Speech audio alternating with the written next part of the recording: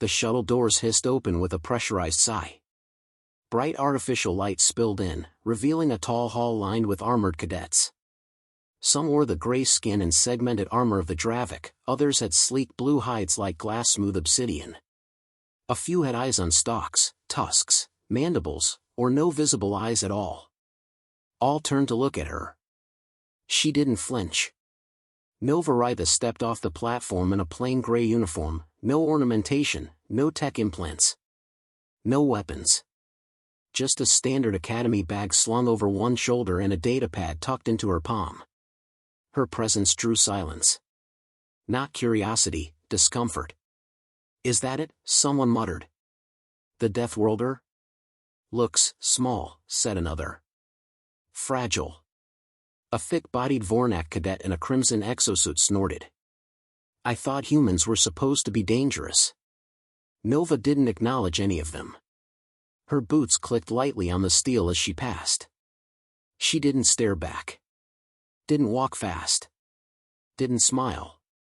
She moved with a rhythm that felt out of place here, too quiet, too measured. At the orientation podium, a Yelari staffer adjusted his hologram and squinted at her file. Raithe, Nova. Earth origin. Deathworld designation. Psychological profile, suppressed aggression. You'll be in dorm C7. Alone, for now. She nodded once and took her keycard. No words. Later, in dorm C7, Nova unpacked. The room was sterile and white. One bunk, one table, one closet. A single ventilation grate hummed in the corner. No posters, no personal effects. Just her bag and a small case she locked with a retinal scan. Inside, a folded cloth. Black and red. Her family crest. She placed it on the inside of her locker and shut the door. Combat class started early. Instructor Kale, a towering insectoid with 8 arms, demonstrated hand-to-hand maneuvers with crushing speed. Nova studied in silence, eyes flicking over every motion, memorizing the rhythms. She never took notes. She never asked questions. During drills, cadets pair up to spar. Nova stood alone. "Who wants the Deathworld girl?" Kale asked. No one stepped forward. A few chuckles broke out. The Vornak cadet from earlier crossed his thick arms. "She'll break in half if you breathe on her." Kale clicked his mandibles. "Raithe, dummy session." "Solo." Nova nodded and moved to the center. The simulation dummy lit up. She activated the sequence. Strike. Block. Counter. Grapple.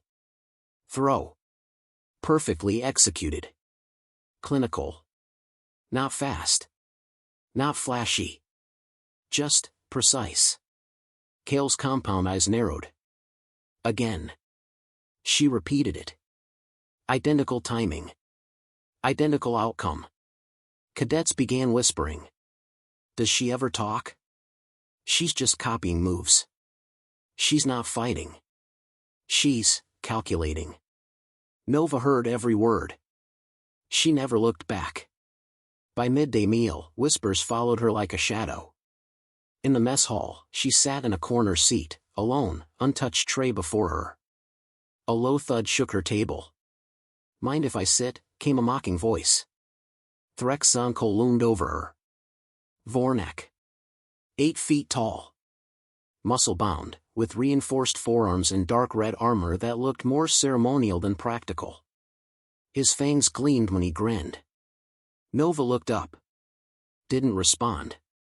"I asked you something, ape," he said louder, glancing at nearby cadets. Some smirked. Others pretended not to listen. Nova went back to her tray. Threk snarled and slammed a fist down, denting the metal. "Say something." She didn't. He leaned in, so close his breath fogged her spoon. "What's the matter? Lost your tongue in that gravity pit you call a planet?" Still nothing. That, somehow, enraged him more than words ever could. "Listen here, dirt spawn," he whispered, voice low and venomous. "We don't care what your species did on that poison rock. Here, you're not special. You're prey. Nova met his eyes. And smiled. Just barely. Threx froze for half a second. Then scoffed and walked away. Freak. That night, someone keyed a crude drawing on her dorm door. A human stick figure getting impaled by a tusk. Nova stared at it.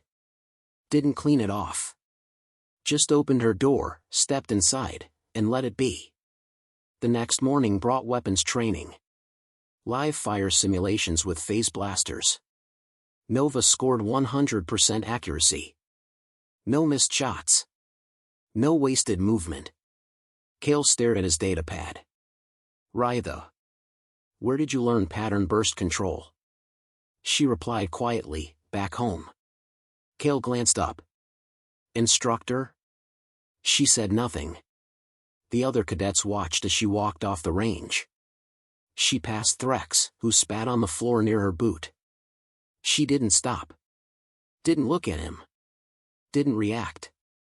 That evening, the whispers turned into bets. She won't last a week. Too soft. Too quiet. I bet Threx breaks her. By the end of the day, Threx stood in the center of the barracks commons, surrounded by cadets. He raised his voice for all to hear. Tomorrow, he declared, we see what the Deathworlder is really made of. She can't run. She can't hide. She's going to kneel. Laughter erupted around him. Nova, passing by, paused for a moment. Then kept walking. Back straight. Hands in her pockets. In her dorm that night, she opened the locker and stared at the folded cloth. Her fingers touched its edges, tracing the red embroidery, the insignia of a forgotten human regiment erased from the records after a diplomatic incident. Her mother's emblem. The one they said she'd never be worthy to wear again. Nova closed the locker. Outside, the corridor lights dimmed to rest mode. Inside, she sat cross-legged on the floor. Back straight. Eyes closed. Her breathing slowed to a rhythm that matched her heartbeat. She didn't meditate. She remembered. Tomorrow would be loud. So tonight, she was still. And the galaxy had no idea what was coming. The combat hall smelled of ozone and polished steel. Rows of cadets formed a loose semicircle around the central sparring ring, their armor clinking softly as they shifted for better views. Every seat in the observation deck was filled. Even off-duty instructors leaned against railings, watching. Threx Zonkol stood in the center of the ring, bouncing on his heels. His red exosuit gleamed under the overhead lights. His tusks were polished, curved upward like hunting blades. A predatory grin tugged at the corners of his wide mouth. Nova Raithe sat on a bench just outside the ring. Not geared up. Not armored. No visible weapons. She was cross-legged, elbows on her knees, expression unreadable. No one had seen her blink in the last 2 minutes. She's not even prepping, a Sauran cadet whispered. Does she think this is a joke? Threx heard it too. Oh, she knows, he called out. She's just trying to look calm. But she's trembling inside. Watch. He stomped forward, shaking the mat slightly. Nova didn't move. He circled her like a predator sizing up a crippled prey. You know, I did some reading last night. Earth's atmosphere has arsenic traces in the water, volcanic ash in the soil, hurricane zones overlapping fault lines. Your planet is a mistake. You are an accident. Nova lifted her gaze, just once. Bored. Threx spat. That stare won't save you. Still no words. No expression. Just silence. The hall seemed to hold its breath. Instructor Kale activated the ring's containment field and spoke without enthusiasm. Unofficial challenge. Cadet Threx versus Cadet Nova. Non-lethal engagement. Control protocols enabled. Everyone knew the rule, no deaths. But everyone also knew, accidents happen in training. Kale tapped the timer. Begin. Threx launched forward with speed that defied his size. His right hand came in low, a feint, and the left followed high with an open-handed strike meant to rattle Nova off the bench. She didn't dodge. She didn't block. She didn't even blink. The strike missed by a breath's width. Threx froze. That breath cost him. In the next second, Nova's right hand moved, smooth, silent. It shot upward, palm open, under his chin. A controlled, effortless lift of his jaw exposed his neck for half a second, just enough. Her left hand came up, 2 fingers pressed together like a blade, and found the spot just below his ear, at the base of the skull. Snap. The sound was sharp and final. The crowd gasped. Threx dropped like a sack of flesh. Not sprawling, not tumbling, just limp. Crumpled. Eyes open. The silence in the hall was total. Kale was already sprinting forward, limbs twitching in alarm. Medical bot, now! Nova remained seated, hands resting gently on her knees. She didn't breathe heavy. Didn't look proud. She watched calmly as the silver emergency unit hovered in with surgical arms already unfolding. Threx's body was scanned, stabilized, and sedated in under 15 seconds. Kale turned to her. "What did you?" "Disengage the spinal relay," Nova said simply. Her voice was calm. "Temporary. He'll recover in 8 to 12 days." Kale stared at her. "You calculated that in the moment?" "I was taught to." From the upper decks, instructors exchanged hushed words. One tapped furiously on his datapad. Another stared straight down at Nova, blinking slower than normal, as if recalibrating everything he'd assumed. Later that hour, Nova sat in a debrief room. One light. One table. Across from her was Commander Elrin, head of tactical oversight. He was lean, pale green, with 3 vertical scars running down his chin, marks of an ancient dual right. He reviewed her file again. Nova Raithe. 17 standard years. Combat aptitude 9.8. Restraint index 1.2. He looked up. "That's rare." "I know." Elrin leaned forward. "You could have killed him. Why didn't you?" "Didn't need to. Most cadets would have taken the opportunity to assert dominance. You left him breathing. I left him humiliated." Elrin studied her a long time, then nodded slowly. "The instructors are divided," he said. "Half want you expelled for brutality. The other half want you moved to Tier 2 advanced placement. One faction thinks you're a threat to morale. The other thinks you're our best bet against whatever's coming." Nova said nothing. "Tell me something," Elrin said. "Why didn't you stand?" "Because he wanted me to." That caught him off guard. He sat back, processing. "You're not here to make friends, are you?" "No." "To prove something?" "No." "Then why are you here?" Her fingers tapped the table once. "To make sure no one forgets what a Deathworlder is." By sunset, the Academy's internal network was on fire. Someone leaked the ring footage. It spread faster than a virus, Nova seated, unmoving, striking once, and disabling the largest cadet on base without standing up. The clip looped across dozens of screens. Cadets watched in silence. No commentary. No jokes. Threx's friends had nothing to say. No one approached her at dinner. She sat alone again. Same corner. Same tray. But this time, no one laughed. They didn't mock her food. They didn't block her path. They watched her like she was a bomb that hadn't gone off yet. Commander Elrin stood in front of the War Council display that night, arms behind his back.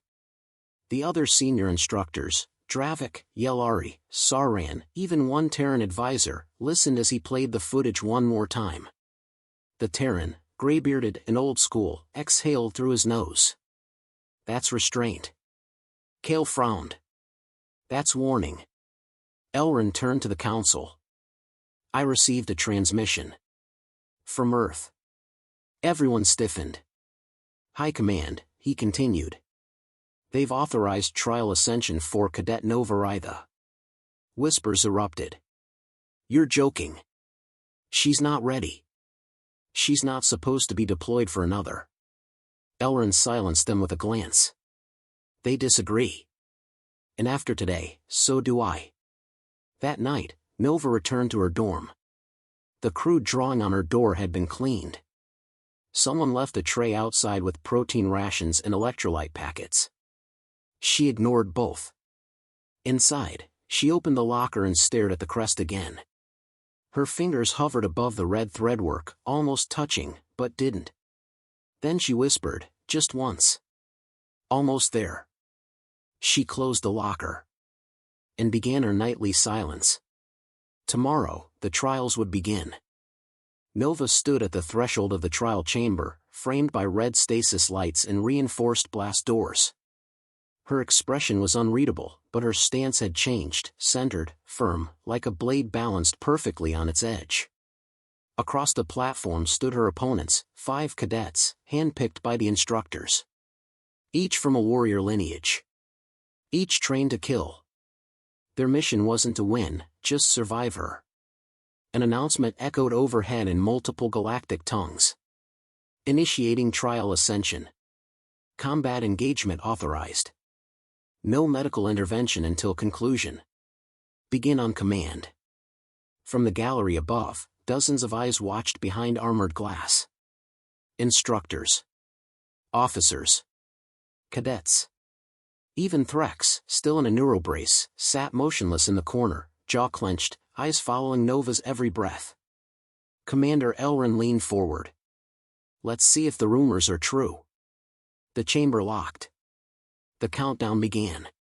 Nova flexed her fingers once. Not nerves. Calibration. Why isn't she moving? Hissed a Sauran cadet. She's reading us, said one of the challengers grimly, shifting his grip on a curved plasma blade. 5. 4. 3. The air grew still. 2. 1. Start. The first attacker lunged, a Marnati with twin blades and digitigrade legs. Fast, agile, too confident. Nova shifted one step to the left. His blade sliced through nothing. Before he could pivot, her elbow drove into his solar plexus, buckling his frame. She twisted behind him and struck the back of his neck. He dropped. Not unconscious. Paralyzed. Nerve cluster. She never used more force than necessary. The others closed in. A Dravik hurled a stun disc. Nova ducked, letting it skim past her ear, and closed the distance before he could launch another. Her heel hit the side of his knee. A crack. The limb folded wrong. She grabbed his arm, pivoted under it, and drove his own weight forward. He landed hard. Screamed once, then stopped. 2 down. From the gallery, murmurs turned to silence. No one had expected this pace, fast, surgical, relentless. Kale whispered, she's not improvising. She's rehearsed this. She predicted their movement patterns, Elrond said. Anticipated formations. Even their response to pain. The Terran advisor nodded grimly. Classic Deathworld doctrine. Psychological override. Show enough precision and they'll stop thinking of you as a cadet. The fourth opponent was larger. A 4-armed Brailish brute with shield gauntlets and electrostrike gear. He didn't charge. He waited, cautiously circling. Smart. Nova mirrored him, breathing slow, head tilted like she was listening to something no one else could hear. Then she moved. No warning. No shout. Just blur and contact. She slid under his low guard, struck the side of his calf twice, then drove her palm upward into his ribcage. He countered, swinging down with both shields, but she was already gone, rolled sideways, then pivoted into a spinning hook that struck behind his jaw. His shields dropped. He staggered. She hit him once more, center chest. He crumpled. 1 left. The final challenger, a Varnan female with a long, whip-like tail and skin like black stone, stood at the edge of the ring. She hadn't moved the entire fight. Nova looked at her. Really looked. Calculated. The Varnan blinked. Took a step back. I yield, she said, tail dropping low. The room was silent again. Commander Elrond stood. Combat concluded. Cadet Nova Raithe, Trial Ascension, passed. No cheering. No applause. Just the sound of heavy boots and ticking datapads. Inside the chamber, Nova finally straightened fully and exhaled. Not from exhaustion. From containment. She turned and walked toward the exit, the fallen bodies behind her unmoving but stable. All alive. As the doors hissed open, Elrond stood waiting. That wasn't just passing, he said. That was a message. Nova didn't respond. He studied her. You've been trained for this since childhood. No, she said softly. Since birth. He handed her a small black insignia pin. Minimalist. Matte. Marked only with the Earth Coalition emblem. Congratulations, Commander Raithe. Later, in the Academy War Room, instructors replayed the footage in slow motion. Analysts broke down her strikes, footwork, and recovery times. She never used lethal force, one pointed out. She never needed to, said Kale. That's more terrifying. She read their minds, another muttered. The Terran advisor disagreed. She didn't read them. She read their training. In her dorm, Nova sat on the floor, back against the wall. She opened her locker and took out the folded cloth. For the first time, she draped it across her shoulders. The black and red crest caught the light. She closed her eyes. Outside, cadets walked the halls quietly. Conversations shifted. No more jokes. No more whispers. Just a name. A title. Deathworlder.